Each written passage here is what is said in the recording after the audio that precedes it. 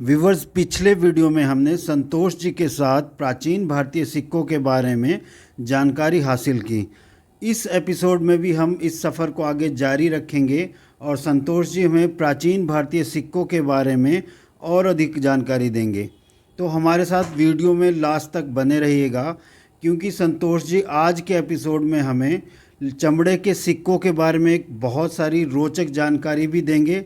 इसके अलावा हमें शीशे के सिक्कों के बारे में भी बताएंगे, उनके बारे में भी हमें एक रोचक सी जानकारी देंगे।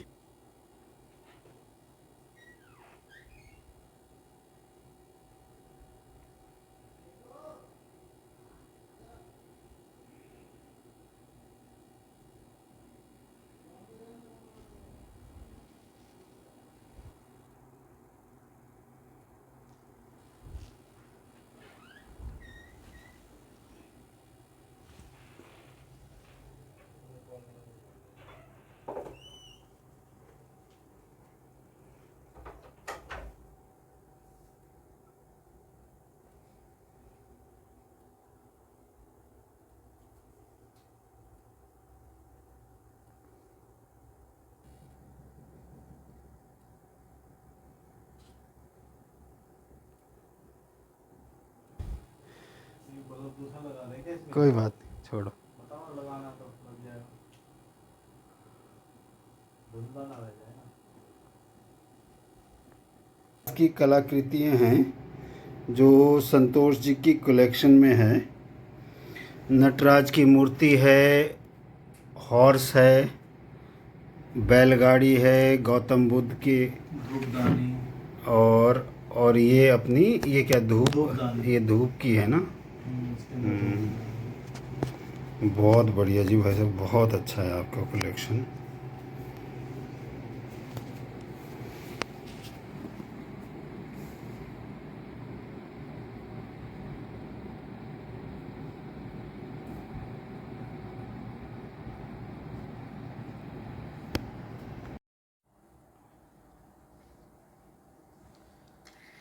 अब मैं आपके सामने सातवाहन डायनेस्टी के कुछ सिक्के प्रस्तुत कर रहा हूं, जिसके अंदर मैं ये पहला सिक्का आपको दिखाना चाह रहा हूं। यह श्री सतकर्णी का सिक्का है। यह पोटीन धातु से बना हुआ है, जिसका वज़न लगभग 3.5 ग्राम है। इसके अंदर जैसा कि आपको दिख रहा है, ये एलिफेंट है, ये हाथी है जो सीधी दाएं तरफ मुंह करके खड़ा हुआ है, और इसके ऊपर ये आप ब्राह्मी लिपि के स्पष्ट अक्षर लिखे देख सकते हैं, जिसके अंदर लिखा हुआ है श्री सतकनीसा। जैसा कि फिर इसके पीछे हम देखेंगे तो यहाँ पर आपको 4 गोलाकार दिखेंगे, जो आपस में ये 2 डंडियों से जुड़े हुए हैं, जिसे हम उज्जैनी सिंबल बोलते हैं। सातवाहन सिक्कों को पहचानने का सबसे प्रमुख यही कारण है कि सातवाहन सिक्कों के पृष्ठभाग पर हमेशा उज्जैनी सिंबल बना होता है। इसके बाद उज्जैनी सिंबल क्या है? उज्जैनी सिंबल 4 गोलाकारों को एक दूसरे से 2 डंडियां जोड़ती है, उसे उज्जैनी सिंबल बोला जाता है। सातवाहन के हर सिक्के में ये सिंबल सातवाहन के पोटीन और कॉपर के लगभग हर सिक्के पर यह आपको पीछे के भाग पर रिवर्स साइड में दिखाई देता है, और चांदी के जो सातवाहनों के सिक्के हैं उन पर किन्हीं किन्हीं सिक्कों पर ओवर साइड में अग्रभाग पर भी दिखाई देता है। ठीक है जी। इसके बाद ये अगला सिक्का है, यह भी सातकर्णी का सिक्का है। इसके अंदर आपको एक हाथी सूंड उठाए हुए दिखेगा, और इसके ऊपर ब्राह्मी में लेख लिखा हुआ है, जिसे श्री सतकनीसा पढ़ा जाता है। मेटल इसका पोटीन है। यह 2-3 धातुओं को, टीन, लेड, कॉपर को मिलाकर बनाई गई धातु होती है, और यह इनका जो कालक्रम है वो 100 ईसा पूर्व से लेकर 50 ईसा पूर्व तक का समय है। और जैसा कि मैंने पिछले सिक्के में बताया कि सातवाहन सिक्कों के पृष्ठभाग पर हमेशा उज्जैनी सिंबल आपको दिखाई देता है।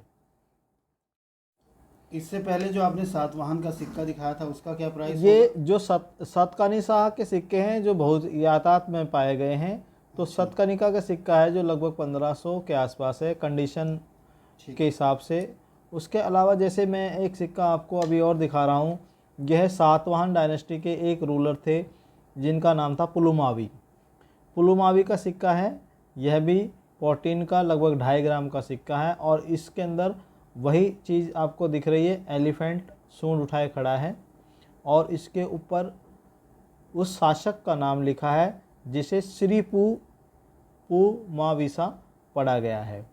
यह भी एक बहुत ही अच्छी कंडीशन का सिक्का है और क्योंकि पुलुमावी के सिक्के थोड़े कम प्रकाश में आए हैं इसलिए इसकी कीमत भी थोड़ी पिछले वाले सतकर्णी के सिक्के से ज़्यादा है। इसी तरह का ये सिक्का भी स्कंद सतकर्णी का है। स्कंद सतकर्णी भी एक अन्य शासक रहे सातवाहन डायनेस्टी के, उनके सिक्के का भी वही है। इस पे हालांकि लेख स्पष्ट दिखाई नहीं दे रहा है लेकिन हाथी सूंड उठाए हुए स्पष्ट दिखाई दे रहा है और लेख इसके ऊपर स्कंद सतकर्णी लिखा हुआ है। और पीछे हिस्से में जैसे मैंने बताया इस पे उज्जैनी सिंबल आपको स्पष्ट रूप से दिखाई दे रहा है। यह सिक्का जो मैं आपको दिखाना चाह रहा हूँ इसके अंदर आप देखेंगे तो वही एक शेर, धाड़ता हुआ शेर जो दाईं ओर धाड़ रहा है, पूंछ उठी हुई है, उसके ऊपर स्वास्तिक का निशान स्पष्ट दिखाई दे रहा है और सातमर ब्राह्मी में लेख लिखा हुआ है जिसे श्री सतकनिसा, रानो श्री सतकनिसा पढ़ा जाता है। और पीछे पर उज्जैनी सिंबल के साथ कुछ अन्य सिंबल भी, चिन्ह भी दिखाई देते हैं। एक सातवाहन का सिक्का और मैं जो दिखा रहा हूँ ये हैवी वेट का सिक्का है। इसके अंदर हाथी को सीधी दाईं ओर जाते हुए दिखाया है, सूंड ऊपर उठी हुई है और उसके ऊपर जो लेख लिखा हुआ है ब्राह्मी में वो लिखा है रानो श्री सातवाहन। यह लगभग 13-13.5 ग्राम का सिक्का है, भारी है, काफ़ी वज़न में ज़्यादा है। और इस तरह के जो हैवी वेट वाले सिक्के हैं वो सातवाहनों ने पैठान व जगह स्थान से जारी किए गए थे। इसके पृष्ठभाग पर आपको दिखाई दे रहा है कि एक बाड़ा है जिसके अंदर पेड़ है और कुछ जलीय जीव, मछली जैसी कुछ जलीय जीव भी इस पर स्पष्ट दिखाई देते हैं। प्राइस क्या होगा? दिल्ली सल्तनत से रिलेटेड छोटे सिक्के हैं जो आम चलन में चलते थे, जिन्हें गनी बोलते थे। यह सिक्का कुतुबुद्दीन मुबारक शाह खिलजी का सिक्का है जो अलाउद्दीन खिलजी का बेटा था। इसके ये 3.5 ग्राम के 2 गनी के सिक्के हैं। नीचे भी ये 3.5 ग्राम के कुतुबुद्दीन मुबारक शाह का सिक्का है। यह आपको गयासउद्दीन तुगलक जो तुगलक वंश के संस्थापक थे उनका गनी सिक्का है। यह भी गयासुद्दीन तुगलक का है। यह जो प्रस्तुत सिक्का है यह फिरोज शाह तुगलक का 9 ग्राम का टंका है, विलन धातु में बना हुआ है। विलन धातु तांबा, पीतल और थोड़ी जी। इसके बाद अगला सिक्का सिकंदर शाह लोदी का, जिसने 1489 से 1517 तक दिल्ली सल्तनत पर सुल्तान का शासन संभाला था। यह उनका बिलन धातु में बना हुआ 9 ग्राम का टंका है। ठीक है। उस समय टंका बोला जाता था। जी। यह अलाउद्दीन खिलजी का एक गनी बिलन का सिक्का है। इसके अलावा यह एक चकोर, कुतुबुद्दीन मुबारक शाह का चकोर 8 गनी का बिलन का सिक्का है। और इसके अलावा एक सिक्का बलबन का भी मेरे पास है। बलबन भी गुलाम वंश के एक बहुत ही प्रभावशाली शासक था और मोहम्मद बिन तुगलक का एक फलस का 3.5 ग्राम लगभग का कॉइन है और यह कॉइन खलीफा अल हकीम के नाम से जारी किया गया।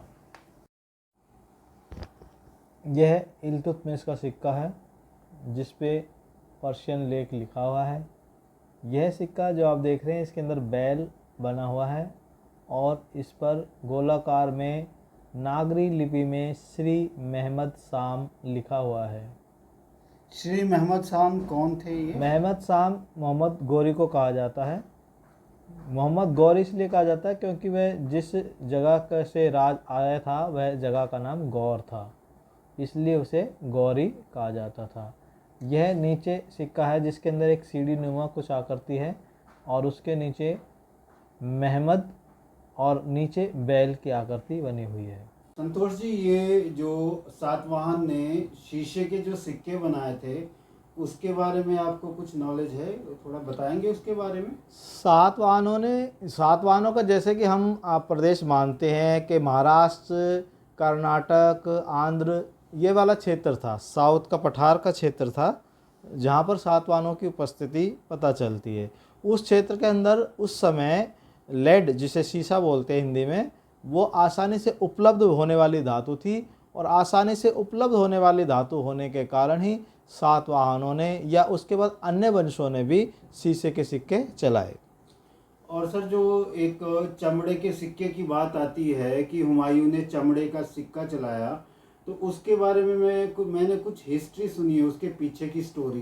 तो आपको वो स्टोरी के बारे में कुछ मेरे को बताएंगे कि क्या है वो स्टोरी? जहाँ तक चमड़े के सिक्के की जो कहानी है वो एक बहुत ही रोचक कहानी है कि हुमायूं का जब शेरशाह सूरी से पहली बारी में जब बुरी तरह से हुमायूं हार चुका था और एक तरह से यहाँ से भागने के कगार पर था, तो सामने गंगा नदी उफनती हुई दिखाई दी।